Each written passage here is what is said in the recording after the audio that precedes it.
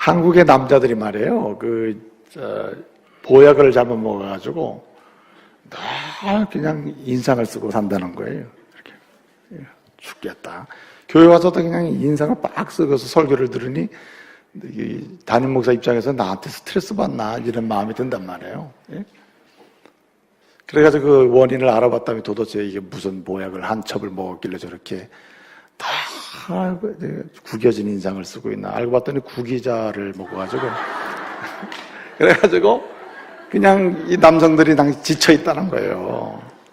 그래서 아내들이 야 이거 어떻게 하면 이 한국의 우리 남편들을 다시 확실하게 그냥 기운을 차리게 할까. 인상 쓰고 막 스트레스 받고 사는 우리 남편들 어떻게 하면은 그냥 웃음으로 일어나게 할까. 고민하다가 이거를 하나 딱 먹였답니다. 그랬더니 생기가 팍팍 돌더라는 건 뭘 것 같아요? 피자 한 편을 대자. 피자. 구기자 먹고 망가진 것 피자 먹고 피자 그래가지고 얼굴 피자. 저는 오늘 세상의 많은 오해와 연약함 중에서 여러분의 구겨진 인생을 펴드리려고 합니다. 여러분의 구겨진 인생 펼 수 있는 기회를 갖고자 합니다. 여러분 피자보다 더 좋은 한 판을 드시길 바랍니다. 오늘 말씀이 여러분의 구겨진 인생을 펼 수 있는 놀라운 은혜 역사가 될 줄로 믿습니다. 제가 종종 소개하는 사람인데 사실 이분은 이 선생님 사실 양반이라기도 어려운 아주 훌륭한 분이에요. 세계적인 학자인데 사실 이분의 담론을 충분히 이해하는 것도 그렇게 쉽지 않은 글들입니다. 글을 어려워요. 글을 읽으면. 그리고 또 이데올로기적 관점에서 보게 되면 비판도 받는 그런 분이기도 한데요. 20세기 말 21세기 초 지금도 강력한 영향을 미치는 영향을 주고 있는 철학자가 위르겐 하버마스라고 하는 사람입니다. 이 사람 제가 몇 차례 소개를 했어요. 이분은 철학자이고 사상가이고 사회학자이고 어떻게 보면 심리학자이기도 합니다. 그런데 이 사람이 이런 것을 봅니다. 세상에는 왜 평안이 없고 전쟁이 계속되는가? 세상에는 왜 안전한 관계가 유지되지 않고 그렇게 싸움과 분쟁과 정제가 계속되는가? 왜 이렇게 분투하고 계속해서 서로를 죽이려고 하는가? 왜 이런 일이 계속 일어나는가? 이런 질문을 던지면서 세계를 평화롭게, 세계를 행복하게 하는 길이 뭐냐? 바로 이 문제를 풀어야 된다는 거예요. 왜 이 문제가 이렇게 전쟁, 분투, 싸움이 일어나느냐? 그 이유를 설명할 때 그는 의사소통의 부재로 보았습니다. 한마디로 소통이 안 되기 때문에 싸움이 일어난다. 소통이 안 되기 때문에 전쟁이 일어나고 소통이 안 되기 때문에 문제가 생긴다는 거예요. 그렇기 때문에 이 하버마스는 이 커뮤니케이션 이론이라는 책을 썼어요. 커뮤니케이션 이론. 아니 웬 철학자가 커뮤니케이션 이론이냐. 이게 무슨 신문 방송학도 아니고 말이죠. 그런데 거기 이유가 있는 거예요. 모든 전쟁, 분투, 싸움, 갈등 또는 갈증 이런 것들의 내면에는 바로 소통되지 않는 소통의 부재가 있더라는 거예요. 그래서 의사소통이 잘 되도록 하는 소통이 되도록 하게 되면 사람들의 관계는 좋아지고 나라와 나라 사이 그리고 집단과 집단 사이 개인과 개인 사이도 훨씬 더 좋아질 수밖에 없다는 겁니다. 여러분 부부 상담을 해봐도 왜 이렇게 어렵습니까? 물어보면은 말이 안 통한다 그래요. 말이. 뭐 대화가 돼야죠. 대화가 안 돼요. 그 사람하고는. 이렇게 비난을 한단 말이죠. 그 말은 뭔가 옳고 그름을 따지기 전에 일단은 소통이 안 되기 때문에 어떤 것도 나누거나 주장할 수가 없다는 얘기 아닙니까? 그렇죠? 그런 것을 보게 되면 하버마스의 지적은 타당하다 이렇게 볼 수가 있는 거죠. 아니 모두가 이 이론에 상당 부분 지지를 표하고 있습니다. 여러분 성경은 어떻게 말씀하고 있을 것 같습니까? 성경 역시 인간의 모든 문제는 의사소통의 부재임을 지적하고 있어요. 근데 정말 중요한 것은 뭐냐면 의사소통의 부재의 근원은 곧 죄로 인한 결과다. 하나님과 의사소통이 되지, 소통되지 않는, 영적 소통이 안 된다. 성도와 성도의 영적 소통이 안 된다. 가정에서 부부의 소통이 안 된다. 사람과 사람 소통이 안 되는 근원적인 이유는 죄로 인하여 타락한 결과가 그런 결과를 만들어내고 있다는 거죠. 그래서 어떻든 간에 타락한 사회 속에서 일어나는 이러한 문제의 그러한 원인은 바로 소통의 부재인 것을 성경도 인정하고 있는 것입니다. 여러분, 의사소통이 안 되잖아요. 이 커뮤니케이션이 부재하다. 여기는 이해가 안 되기 때문에 그렇다는 거거든요. 이해가 안 되는 겁니다. 이해가 안 되니까 의사소통이 안 되는 거죠. 이해를 못하니까 의사소통이 안 된다 이 말이죠. 그런데 여러분, 이해를 못함으로 의사소통이 부재한 것 자체는 문제가 안 될 수도 있습니다. 모르니까, 이해를 못하니까 여기까지다 이렇게 있으면 되잖아요. 그런데 소통의 부재는 이해를 안 되는 상태로 머물지 않아요. 소통이 부재한 상태는 이해가 안 되는 상태로 머무는 게 아니라 어디로 가요? 오해로 갑니다. 오해. 이게 문제가 되는 거예요. 난 아직까지 여기까지 밖에 이해를 못했습니다. 문제 안 되죠. 거기까지밖에 이해 못했다는데 어떻게 합니까? 문제는 소통이 안 되는 게 문제가 아니라 이해를 거기까지 하는 자체는 문제가 안 되지만 이해를 거기까지 못하는 상태에서 어디로 가냐면 오해로 간다는 거, 오해로. 그래서 의사소통의 부재가 전쟁이나 싸움이나 갈등으로 나가게 만드는 이유는 오해 때문에 그렇다는 거예요. 오해. 그렇기 때문에 오해를 극복할수록 우리는 더 나은 이해의 사람이 되고 좋은 관계를 맺고 좋은 삶을 영위할 수가 있다. 이게 일반적인 관점이에요. 당연한 거 아니겠습니까? 여러분, 오해를 극복하지 못하면 오해하는 당사자나 오해받는 당사자 모두가 손해를 보게 됩니다. 손해. 오해는 항상 손해를 가져오게 만들어요. 이게 개인적 차원이든 집단적 차원이든 간에 손해를 보게 만드는 겁니다. 근데 더 중요한 건 뭐냐면 손해를 넘어서 오해는 손해를 보게 할 뿐만 아니라 와해시킵니다. 공동체를 와해시키고 인격을 와해시키고 관계를 와해시켜요. 그래서 어떻게 될까요? 오해는 손해와 와해의 결과를 가져오고 궁극적인 상태는 따라서요. 망해. 따라서 망해. 망합니다. 오해는 오해하는 사람이나 오해받는 사람이나 모두를 망하게 하는 결과를 초래한다. 왜냐하면 그 과정 속에는 오해가 손해를 불러요. 오해가 와해를 일으키기 때문에 결국 우리 모두를 망하게 만드는 거예요. 그렇기 때문에 필연적으로 모든 사람은 오해를 극복하고 오해를 줄이고 오해의 폭을 줄이고 오해의 범위를 줄이고 아무튼 오해를 극복하는 사람이 되어야 하는 겁니다. 그런데 여러분, 오늘 주님은 오해하였도다. 오해하기 때문에 문제가 생겼다고 지적하고 있습니다. 여러분, 우리 주님을 찾아온 사람이 오늘은 누가 찾아왔습니까? 지난주에 찾아왔던 사람이 누굽니까? 바리새인과 헤롯 당원들이 찾아왔었죠. 오늘은 그들은 가고 22절 그들은 떠나고 오늘 누가 찾아왔어요? 오늘은 사두개인이 찾아왔다는 거예요. 사두개인. 이들이 찾아와가지고 뭐라고 묻습니까?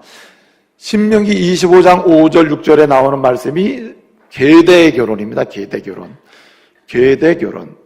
이스라엘의 민족이 단절되거나 각 지파의 종족이 단절되는 것을 막기 위하여 주님께서 한시적으로 타락한 백성들에게 주셨던 제도 중에 하나가 계대결혼입니다.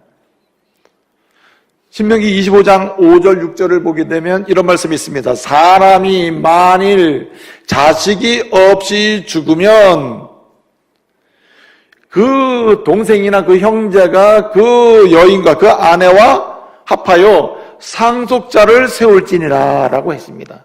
이게 25장 5절 6절의 말씀이에요. 그 말씀을 가지고 오늘 예수님께 질문을 하고 있는 것입니다. 그 말씀을 근거로 해서 확대하고 있어요. 만일 우리 중에 7 형제가 있는데, 원래 계대 결혼을 설명하려면 몇 명이면 되죠, 형제가? 2명이면 조카죠.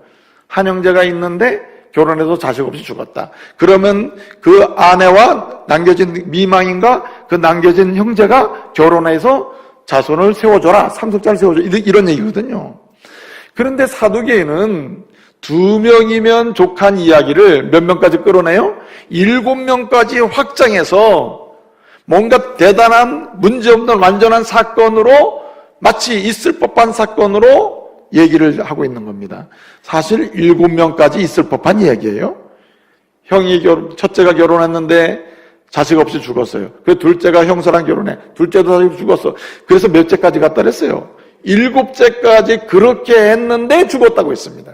그 여인도 죽었다. 다 죽고. 그러면 부활하게 되면 부활의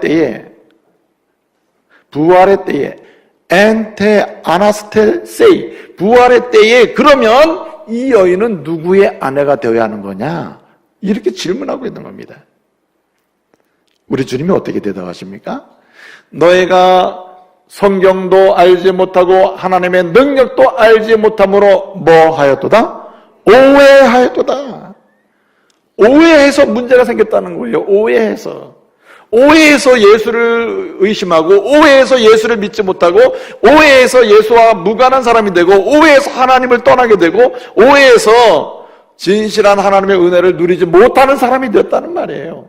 여기 오해한다라는 말이 플라나오라는 말이에요. 플라나오. 이 오해한다라고 하는 이 플라나오라는 말은 3가지 뜻이 있습니다. 첫째는 가야 될 길을 잃어버리는 상태입니다. 우리가 인생길을 가잖아요. 관계의 길이 있고, 지식의 길이 있고, 구원의 길이 같은 길이 있잖아요. 가야 될 길이 있는데 그 길을 어느 순간에 잃어버린 거예요. 마치 산을 오르내리다가 내려갈 길을 잃어버린 겁니다. 길을 잃어버린 상태. 이것이 오해한다는 뜻이에요. 오해한다, 플라나오. 길을 잃는다, 길을 잃어버려요. 그런데 2번째 뜻이 있습니다. 처음에는 그냥 길을 잃어버리는 뜻인데, 2번째 뜻이 뭐냐면은 누군가에게 무엇인가 미혹을 받고 유혹을 받아서 그 가던 길을 이탈한다는 뜻이 있어요. 내가 가야 될 길을 압니다. 내가 가던 길은 이 길이지, A지. 근데 어떤 사람에게 유혹을 받아가지고 나 이 길 안 가. 그리고 이 길에서 벗어나서 B 길로 가는 거예요. B 길이나 C 길이나 내가 가야 될 길이 아니면 다른 길로 가서 길을 이탈하는 상태예요. 이탈해서 다른 길로 가는 상태가 오해하는 겁니다. 이게 플라나오의 뜻이에요. 근데 3번째 뜻이 있습니다. 이 뜻이 뭐냐면, 처음에는 길을 잃어버렸다 그랬어요. 2번째 뜻은 알지만, 가는 길은 알지만 이 길을 버리고 유혹받아서 다른 길로 가는 상태. 이게 플라나오예요. 3번째는 다른 길로 가면서 내가 가던 길을 아예 부정해버리는 거예요. 저건 길도 아니다. 여러분, 이단이 어떻게 하면 이단이? 처음에는 정신없이 미혹받아 가죠.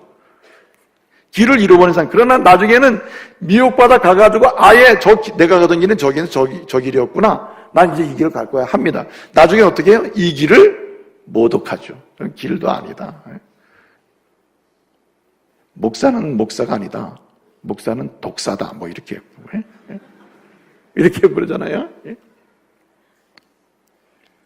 이런 식으로 해서 부정해버리는 게 오해입니다. 그러니까 예수님이 이 플라나오라는 말로 오해했도다라는 말은 사두개인을 향해 굉장한 말씀을 해주는 겁니다. 여러분이 지금 오해함으로 지금 상태가 길을 잃었고, 당신들은 오해함으로써 원래 가야 될 길을 떠났으며, 오해함으로 당신이 가야 될 길을 이제 부정하면서 누구까지 나왔어요? 날 찾아와서 나를 부정하고 있는 거 아니냐, 이런 얘기예요.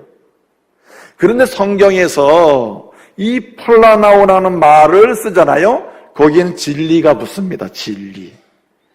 헬라 사람, 예수님 당시에 그 당시에 로마 사람이나 헬라 사람들이 플라나오를 쓰면 길을 잃었다, 또는 알지만 이탈했다, 미혹받아서, 또는 이탈한 정도가 아니라 다른 길을 가면서 원래 가던 참 길을 부정해버리고 변절하는 상태를 가리키거든요.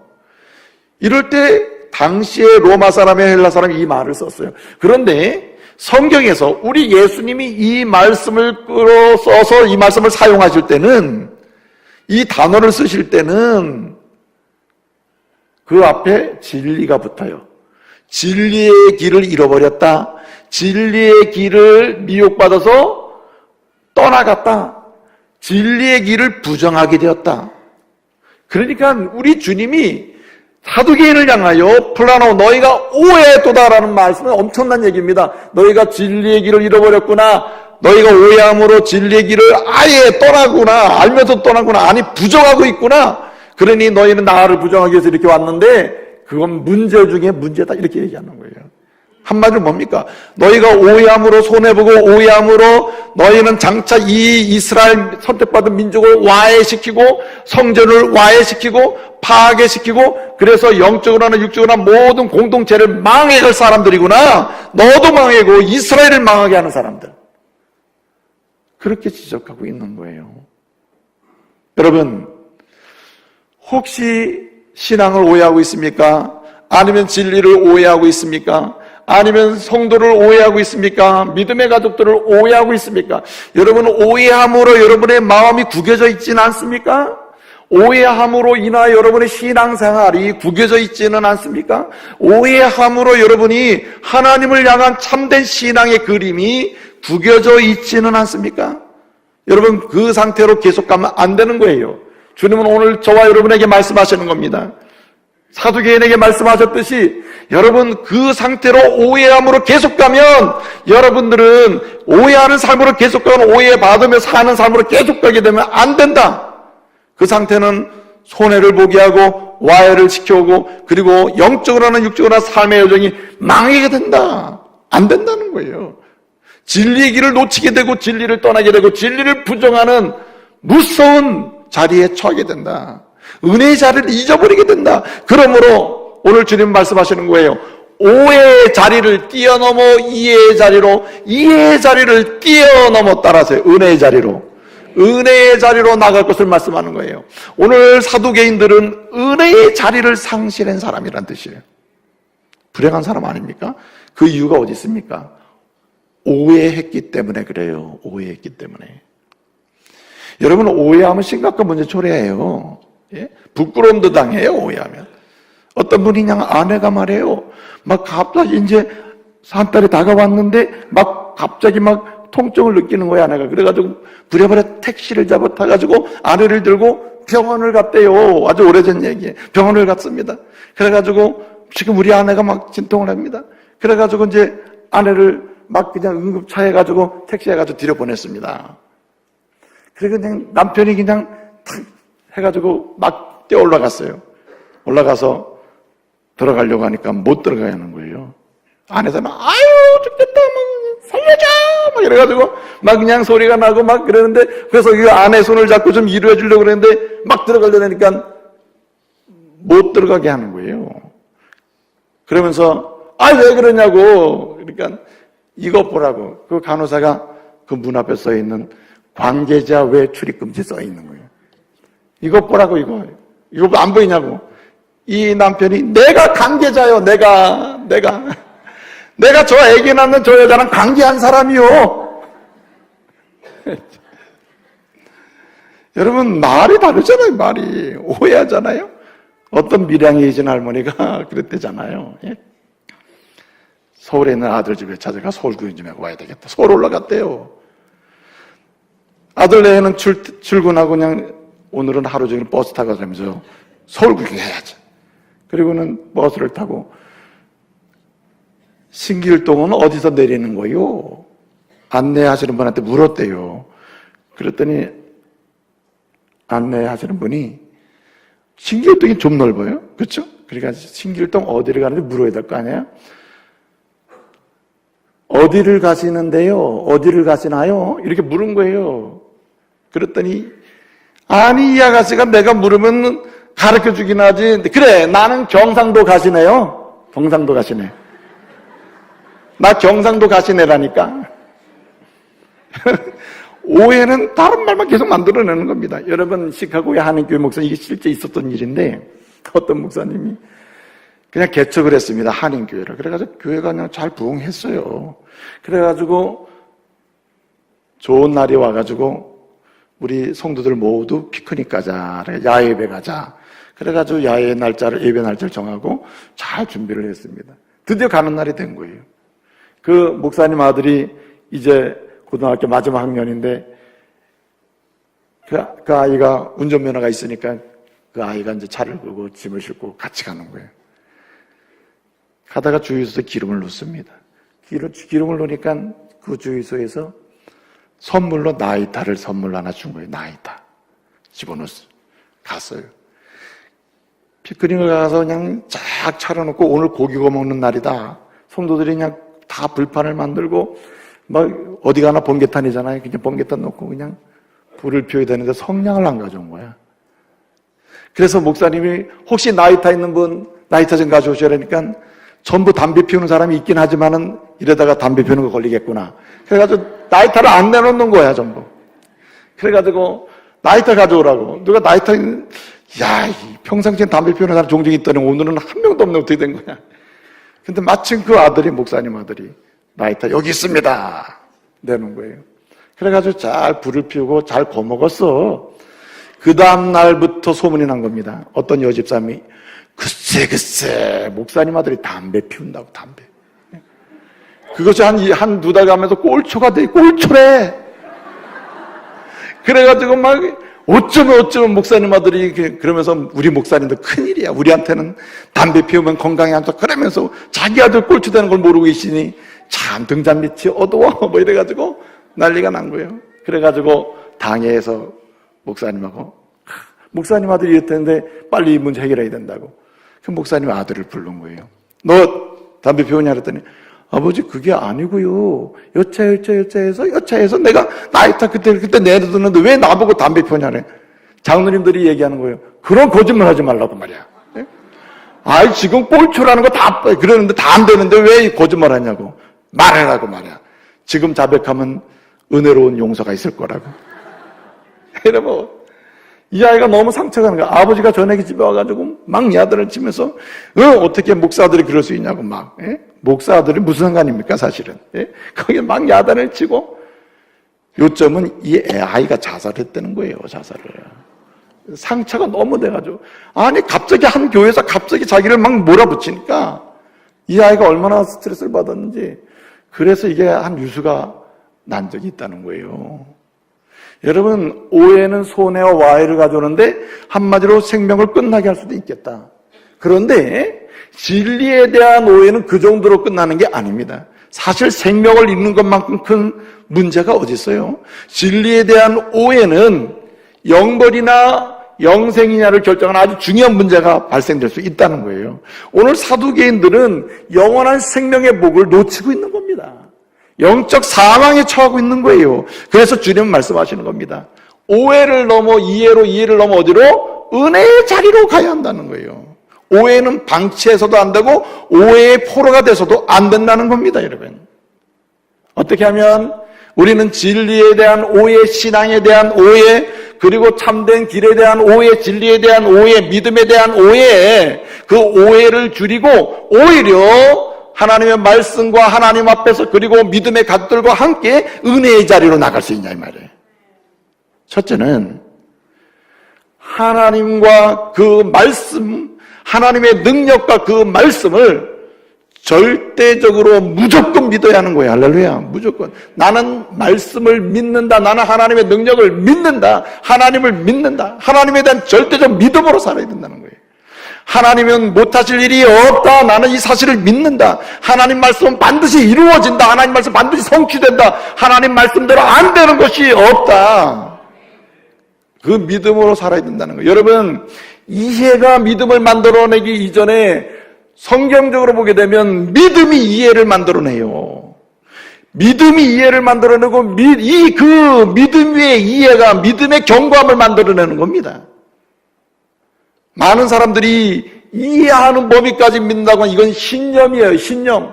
여러분, 믿음과 신념의 차이가 뭡니까? 사실 구분하기 어렵지만 성경적으로 굳이 따져보면 신념은 이해의 범위 내에서 가치를 붙드는 게 신념이에요. 그러나 믿음은 선물입니다. 믿음 위에서 이해가 시작되고 그 이해에서 믿음은 견고해지고 성숙해지는 역사를 경험하는 줄 믿으시기 바랍니다. 그렇기 때문에 우리가 믿음 생활하며 하나님과의 관계에서 주님을 향해서 부르짖는 관계 속에서 주님의 말씀을 따라 사는 데서 그리고 성도와 함께 머무는 데에서 우리가 오해의 범위를 줄이고 오해의 폭을 줄이고 오해의 빈도수를 줄이면서 아니 오해를 극복하고 이해와 은혜의 자리로 나가려면은 말씀과 그 하나님의 능력에 대한 절대적 신뢰가 있어야 된다는 거예요. 믿어야 된다는 거예요. 믿어야 된다. 여러분, 우리 하나님이 어떤 분이십니까? 우리 하나님은 무에서 유를 만드신 창조자 하나님이시에요. 하나님이 창조하시는 능력의 주님이시라 이 말이에요.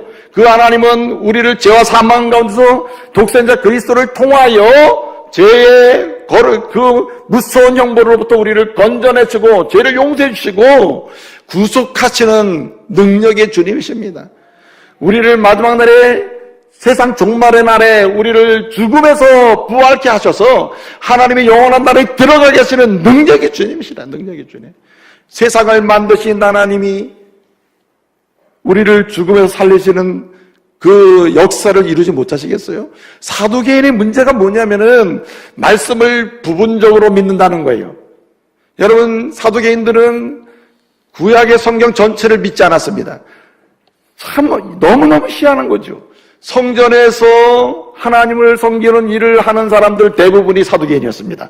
제사장들, 그 신분을 가진 사람들 대부분이 예수님 당시에 그들은 사두개파 사람이었어요. 여러분, 예수님 당시에 유대 사회를 지탱하는 움직이는 양대 정당이 있었습니다. 한국을 움직이는 양대 정당은 민주당과 자유당 이렇게 이제 말할 수, 물론 이제 다당 시대라고 할 수 있지만 지금까지 양당 시대로 흘러왔잖아요. 그렇죠? 자, 그런데 예수님 당시에 이스라엘은 바리새당과 사두개당이 주류를 이뤘습니다. 두 당이 이스라엘 유대 사회를 이끌어갔다는 얘기예요. 물론 헤롯 당도 있었어요. 헤롯 당원들. 그러나 중심 세력은 이스라엘 유대인들을 움직이는 중심 세력은 사두개당과 그리고 바리새당이었어요. 우리는 바리새파, 사두개파 이렇게 부르죠. 그런데 이 사두개파하고 바리새파는 정강 정책이 달라요. 사두개파는 한마디로 성경을 모세 오경만 믿습니다. 모세 오경. 창세기, 출애굽기, 레위기, 민수기, 신명기까지만 믿어요. 그것을 믿는데 그것도 이해하는 범위까지 믿어요. 자기가 이해가 안 되면 믿지를 못하는 거예요. 이해하는 데까지. 그러니까 이성적, 합리적 타당성에 의해서 성경을 믿는 것입니다. 그러니까 그들의 삶도 현실적으로 되는 거죠. 그들은 왜 하나님을 붙들고 있는가? 현실적 기득권을 유지하기 위하여 하나님이 필요한 거예요. 그러니까 왜곡된 거 아닙니까? 자, 이들이 하나님이 천지를 만들었다는 것을 믿는다니까요. 창세기 1장을 믿는단 말이에요. 그런데 천지를 만드신 하나님이 죽은 자를 살리신다는 것을 못 믿어요. 이게 무슨 일입니까? 그러니까 천지를 만드신 하나님을 믿습니다. 말은 하지만 실제로 하나님의 능력을 믿지 않는 거죠. 하나님이 무에서 유를 창조하셨다면 죽은 자를 살리시는 것은 아무것도 아니죠. 그렇죠? 그래서 창조주 하나님을 믿고 절대적으로 신뢰하고 구속의 하나님을 믿고 그리고 심판의 하나님, 부활하게 하신 하나님, 하나님 나라를 우리로 하여 들어가게 하시는 그 하나님을 절대적으로 신뢰하고 믿고 나갈 때에 우리는 신앙에 대하여, 하나님에 대하여, 내세에 대하여, 그리고 교회에 대하여, 성도에 대하여, 아니 가장 가까이 있는 형제 자매를 향하여 오해할 수 있는 폭이 줄어들어요.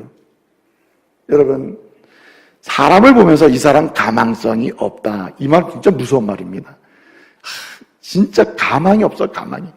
이 사람은 잘 될 가망이 없어. 좋아질 가망이 없어. 도덕적으로 좀 변화될 가망이 없어. 이거 무서운 말입니다.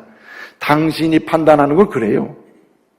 사람의 능력으로 보면 안 됩니다. 그런데 하나님의 능력은 가망 없는 것을 가망 있게 하십니다. 할렐루야.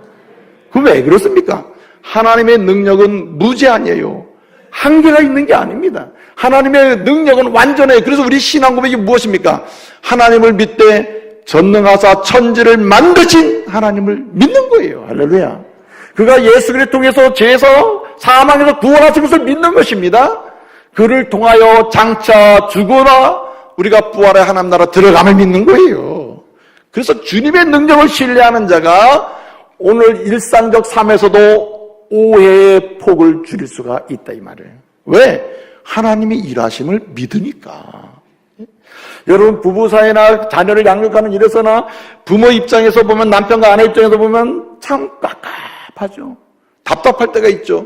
그러나 하나님을 믿으시기 바랍니다. 하나님을 믿으면 깝깝한 상태에서 오해의 범위가 넓혀지는 게 아니라 하나님의 일하심을 믿으면 우리는 오해의 폭이 줄어들어요. 기대가 생길 수도 있어요. 나눌 수도 있게 되는 거죠. 여러분 하나님의 말씀을 절대적으로 믿어야 됩니다. 말씀은 어떤 것은 이루어지고 어떤 것은 이루어지지 않는다든지 하나님의 말씀은 부분적으로는 맞지만 부분적으로 틀리다든지 그래서는 안 된다는 거예요. 오늘 주님은 지적해 너희가 왜 오해했느냐? 말씀을 모르기 때문이고 믿지 않기 때문에 여기 너희가 성경도 하나님의 능력도 알지 못하는 거로 오해했다 그랬어요. 여기 알지 못한다 안다고 하는 말이 오이다라고 하는 말인데 이 오이다라는 말은 경험을 통해서 아는 것을 가리켜요. 그러면 경험이란 관계가 있어야 경험되는 거 아닙니까? 예를 들어서 아내와 남편의 관계, 목사와 성도의 관계, 성도와 성도 사이의 관계 아니면 직장과 직장 사이에 관계가 있어야 경험이 시작되는 거예요. 그렇죠? 관계가 없는데 어떻게 경험이 됩니까? 어떤 형태로든지 관계라는 기초가 있어야 되는 거거든요. 네? 그런데 오늘 주님이 말씀하시는 이 맥락이 굉장히 중요한 기초를 전제하고 있는 거예요. 그것이 뭐냐면 믿음의 기초라는 거예요. 믿음의 기초. 여러분 왜 성경을 성경대로 경험하지 못합니까? 왜 성경이 이루어지는 능력 있는 성취를 경험하지 못하고 있냐 말이에요. 그러니까 모르는 거죠. 왜 몰라요?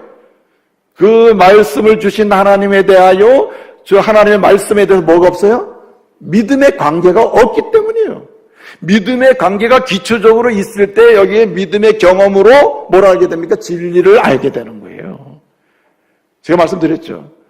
믿음이 없이는 진리를 이해할 수가 없다. 진리를 받아들일 수가 없습니다. 그렇기 때문에 절대적으로 하나님의 사람들이 오해를 넘어 이해를 넘어 은혜의 자리로 나가려면은 절대적으로 요청되는 게 뭐냐면 믿음에서 시작되는 거예요. 믿음에서.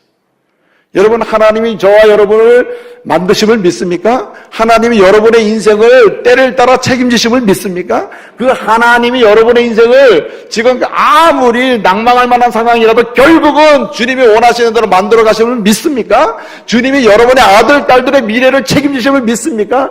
믿으면 오해가 줄어들어요. 우리 아들 뭐 될까? 깜깜하다. 뭐가 깜깜합니까? 여러분 때문에 깜깜해지는 거지. 누구 앞에서는 깜깜하지 않아요? 전능하신 하나님 앞에서는 밝은 줄로 믿으시기 바랍니다. 그러므로 하나님을 믿는 자는 보는 눈이 달라요. 보는 눈이 오해로 보는 게 아니라 신뢰로 보고 밝음으로 보는 거 아니에요. 그러므로 믿음이 일차적으로 중요하다는 겁니다. 믿음이. 여러분 하나님의 말씀은 하나님의 입을 통해서 나가는 순간부터 절대로 그냥 사라지는 게 없어요. 돌아오는 것도 없어요. 반드시 말씀은 나가면 일을 하고 말씀은 성취가 되고 반드시 하나님의 일을 형통케 하는 역사를 이룬 줄 믿으시기 바랍니다. 그 이사야 55장 11절 말씀 그 말씀이에요. 내 입에서 나간 말씀은 다시 돌아오지 아니하고 내 일을 이루고 성취하고 형통케 한다. 하나님 말씀이 이루어집니다. 하나님 말씀은 그래서 믿는 자가 그 능력을 보는 거예요. 그 말씀의 권세를 알게 되는 것이고. 그래서 우리는 하나님보다 사람 믿으면 안 돼요. 절대 사람을 믿으면 안 돼요. 사람이 누구를 믿느냐에 따라서 믿는 사람을 기쁘게 해주려고 노력해요. 여러분이 누구를 제일 중요하게 여기느냐, 누구를 제일 중요하게 믿고 사느냐에 따라서 그 사람을 즐겁게 하려고 하는 지향성을 갖는단 말이에요. 그런데 진리의 하나님, 진리의 말씀을 주신 그 하나님을 우리가 왜 오해하고 그 은혜를 누리지 못하느냐? 그분을 지향하지 않기 때문이에요. 지향의 기초는 믿음이에요. 믿음. 여러분 그렇지 않아요? 아내를 기쁘게 한다. 이 말은 뭡니까? 그냥 형식적으로 기쁘게 한다는 것은 속이는 거죠. 위선이죠. 아내를 기쁘게 하거나 남편을 기쁘게 한다는 말은 무슨 뜻이에요? 믿는다는 말 아니에요. 믿기 때문에 당신을 즐겁게 해준다. 사도 바울이 이런 얘기합니다. 갈라서 1장 10절에서 내가 사람을 좋게 하려 하나님을 좋게 하려 사람을 기쁘게 하려 한다면 나는 하나님의 종이 아니다. 그리스도인이 아니다. 무슨 얘기예요? 사도 바울이 하고 싶은 얘기는 나는 하나님을 믿고 살지 사람 믿고 사는 게 아니다. 사람보다 하나님을 더 믿지 사람을 먼저 신뢰하고 사람을 따라 움직이지 않는다는 얘기예요. 그러므로 나를 만드시고 나와 함께하는 사람들을 함께하도록 허락하신 그 하나님의 현재와 미래의 역사를 믿어야 되는 거예요. 따라서 하나님은 나를 만드시고 나를 건지시고 나와 함께 하시고 끝까지 나를 책임지신다. 믿으시길 바랍니다. 이 믿음이 오해를 극복하게 만드는 거예요. 여러분, 사람이 보기에는 굉장히 이게 만주교처럼 보이죠. 하나님 말씀이 아니라고 하는데 분명히 상황적으로 이게 맞단 말이에요. 야, 상황적으로는 이게 맞는데 하나님 말씀에서는 이게 아니라고 하네. 하나님은 이게 틀렸다고 하네. 어떻게 해야 돼요? 그럴 때 어떻게 해야 되냐 말이에요. 상황적으로 맞는 것, 그것을 믿어야 돼요? 아니면 하나님 말씀 믿어야 돼요? 그런데 왜 상황을 믿냐 말이에요. 그렇죠. 그래서 자아만 14장 12절 말씀 보기도 이런 말씀이 나와요. 사람이 보기에는 바르게 보이고 옳게 보이고 맞게 보이고 아름답게 보이나 사람이 보기에 사람을 믿고 따라가는 그 길은 필경 뭐라 그랬어요? 사망이니라. 사망. 죽는다.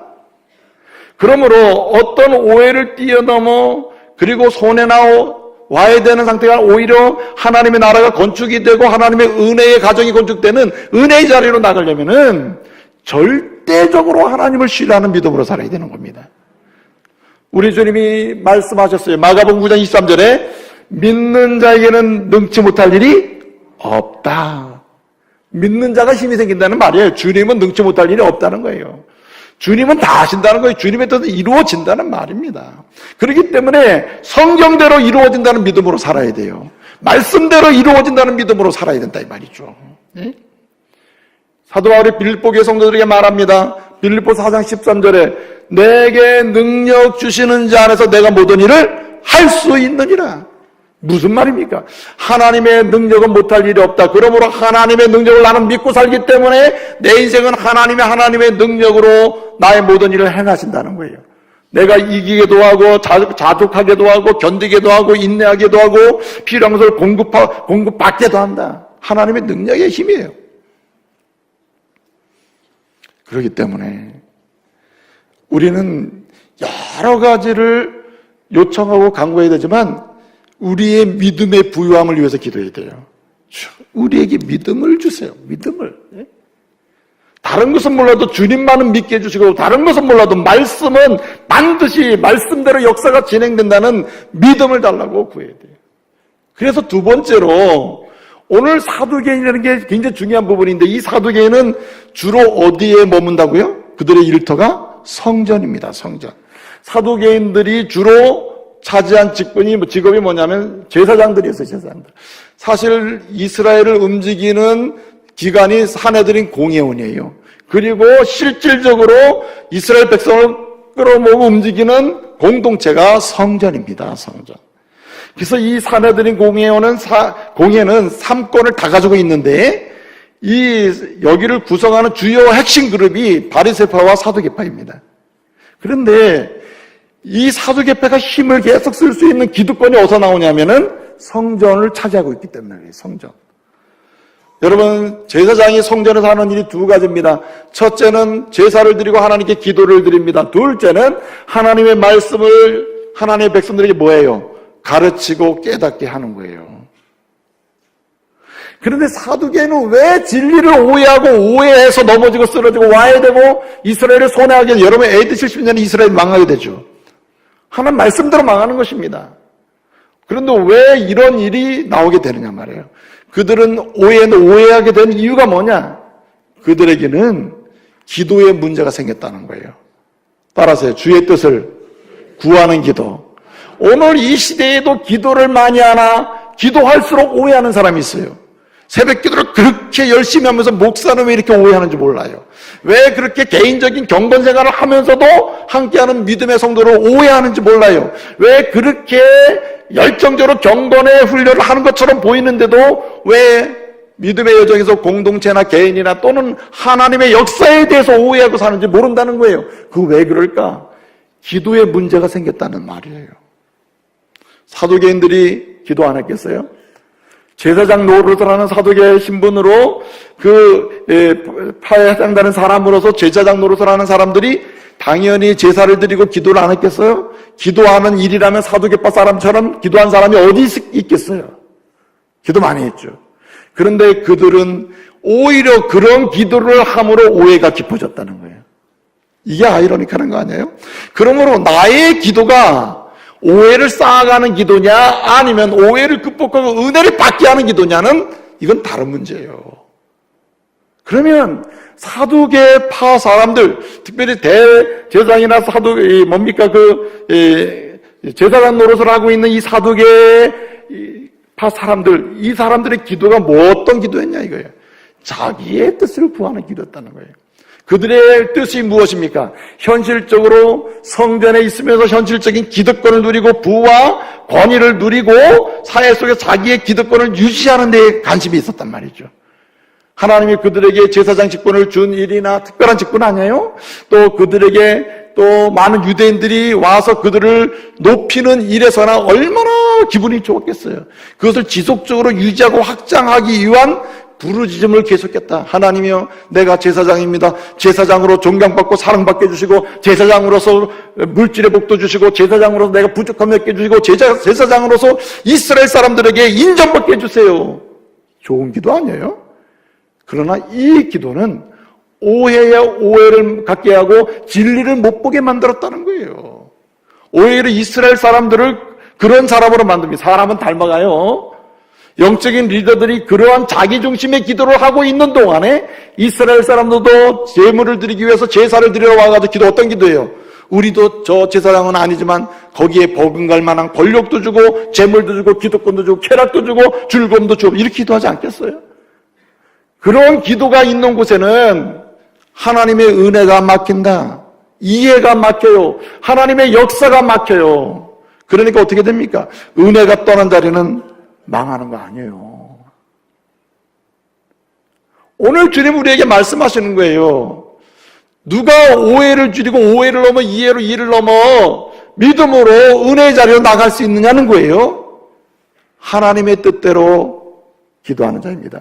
주의 뜻이 이루어지게 해주십시오. 우리 가정에 주님의 뜻대로 아내가 남편이 서게 해주십시오. 주님의 뜻대로 주의 말씀대로 내 아들, 딸을 이 시대 속에서 주의 영광을 위해 살게 해주십시오. 주의 뜻대로 우리 교회가 원주 땅에서 축복의 통로가 되게 해주십시오. 주의 뜻대로 주의 말씀대로 우리 교회가 세상을 축복하는 교회가 되게 해주십시오. 이래야지. 주여 원합니다. 내가 원합니다. 제발 이번에 분양되는 그거 한 거 꼭 당첨되게 해주십시오. 우리 아들 꼭 합격하게 해주십시오. 다른 사람은 우리 교회에 대학 입학하는 사람 많지만 다른 사람은 모르겠으면 내 아들만큼 꼭 합격하게 해주십시오. 이런 기도가 뭘 막아요? 진리를 막는다는 거예요. 진리를. 사랑하는 성도 여러분, 그러므로 오늘 우리는 오해를 이해로 그리고 은혜 자리로 나가기 위하여 여러분의 기도가 치료받는 시간 되기를 바랍니다. 주여, 나의 기도가 내 뜻을 구하는 기도였습니까? 아니면은 하나님의 뜻을, 주의 뜻을 구하는 기도고 주의 말씀을 이루기를 소원하는 기도였습니까? 주님이 좋아하시는 대로 역사가 이루어지기를 간구하는 기도였습니까? 이걸 치유받아야 돼요. 기도가 치유받지 못하면 가장 불행한 사람이 되는 거예요. 그래서 우리 예수 이런 말씀하셨어요. 늘 기도하는 수많은 유대인들에게 이런 얘기한다니까요. 제자들에게도 얘기해요. 요한복음 12장 7절에서 너희가 내 안에 거하고 내 말이 너희 안에 거하면 너희가 원하는 무엇이든지 구하라. 그리하면 뭐하리라? 받으리라. 핵심이 뭡니까? 내 말이 너희 안에 거하고 그 내 뜻대로 너희가 구하면 이렇게 된다는 거예요. 그러면 지금까지는 어떻게 했다는 말입니까? 내 말을 빼버리고 너희 말만 집어넣어서 구했다는 거죠. 그러니까 문제가 됐다는 얘기예요. 마지막 한 가지는 오늘 누가 오해를 극복할 수 있는가? 구겨진 인생을 합필 수 있는 게 마지막 선물이 뭐냐? 여러분, 순종하는 것입니다. 절대적으로 순종하는 거예요. 일단 순종하고 보는 것입니다. 여러분, 오늘 사도계인들이 이해하는 범위까지 순종을 하는 거예요. 이해하는 범위까지. 여러분, 믿음은 절대적 순종을 요구해요. 이해하기 전에 순종한다. 내가 깨닫기 전에 순종해요. 왜? 하나님이시고 말씀이기 때문에 내가 순종하는 거예요. 하나님의 능력과 그 말씀의 능력을 볼 수 있는 사람은 뭐냐면 즉시 순종하는 사람이에요. 그 말씀에 대해서, 주의 뜻에 대해서, 모두에 대해서, 전체에 대해서 순종하는 사람이에요. 한 번이 아니라 반복적으로 수백 번이라도 계속 순종하는 사람이에요. 저와 여러분이 순종의 자리에 돌아가시기를 말씀으로 축복합니다. 오늘 사도계인들은 가장 좋은 자리에서 가장 좋은 은혜의 자리를 놓친 사람이에요. 왜? 그들은 말씀에 즉각적으로, 그리고 말씀 모두에 대해서, 그리고 무엇보다도 지속적으로 순종하는 일에 실패했기 때문입니다. 여러분, 시편의 말씀들을 보게 되면 그 고백이 굉장히 뚜렷한데, 시편 119편 60절에 뭐라 그랬습니까? 내가 말씀을 주의 계명을 지키는 일에서 신속히 하고 지체치 않는다. 여러분, 나중에라는 말은 오해를 쌓는 일이에요. 나중에 봉사하고, 나중에 순종하고, 나중에 뭐하고. 이 기간 동안 오해가 축적돼요.